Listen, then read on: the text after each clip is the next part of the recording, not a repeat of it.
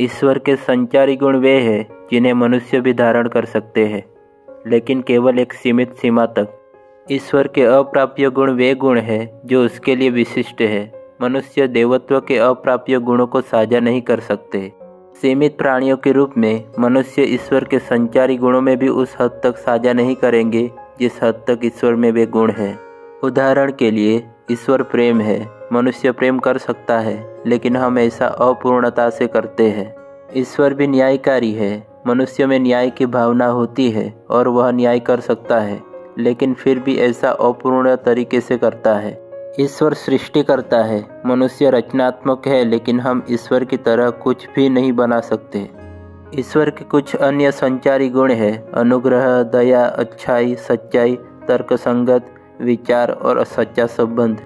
जैसे जैसे हम मसीह में बढ़ते हैं और हमारे भीतर पवित्र आत्मा के कार्य द्वारा परिवर्तित होते हैं, हम अधिक सार्थक और परिपूर्ण अर्थों में परमेश्वर के संचारी गुणों को साझा करते हैं।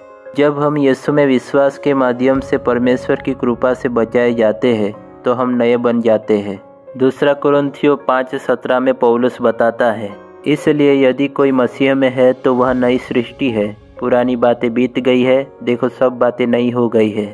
फिर भी हम अभी भी अपने पापी स्वभाव के विरुद्ध संघर्ष करते हैं और हमें सीखना चाहिए कि अपने पुराने मनुष्यत्व को त्याग दो, जो अपने भ्रामक अभिलाषाओं के कारण भ्रष्ट होता जा रहा है। अपने मन की मनोवृत्ति को नया बनाना और नए मनुष्यत्व को पहन लो और सच्ची धार्मिकता और पवित्रता में परमेश्वर के समान सिरजा गया, जैसा इफिसियों 4:22-24 में लिखा है।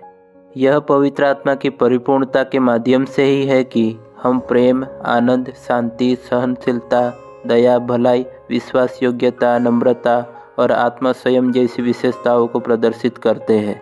ऐसा तब होता है जब हम मसीह में होते हैं। हमारा प्रेम ईश्वरीय अगापे प्रेम से अधिक मिलता जुलता है और हमारे अपने पापों से कम कलंकित होता है।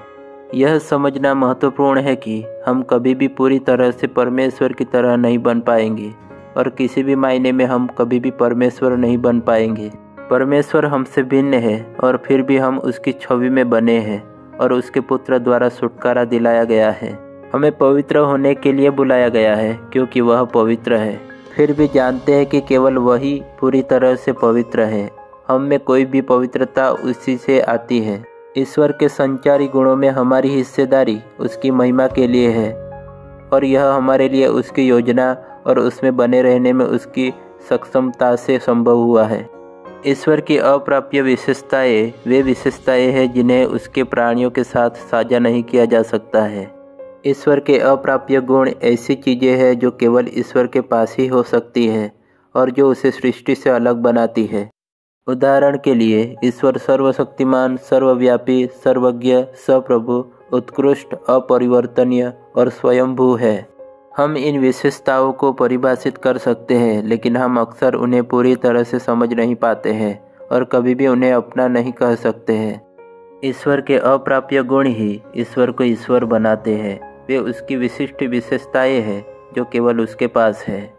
ईश्वर के अकथनीय गुण हमारे लिए सृष्टिकर्ता का सम्मान, आराधना, विश्वास और स्तुति करने का कारण है।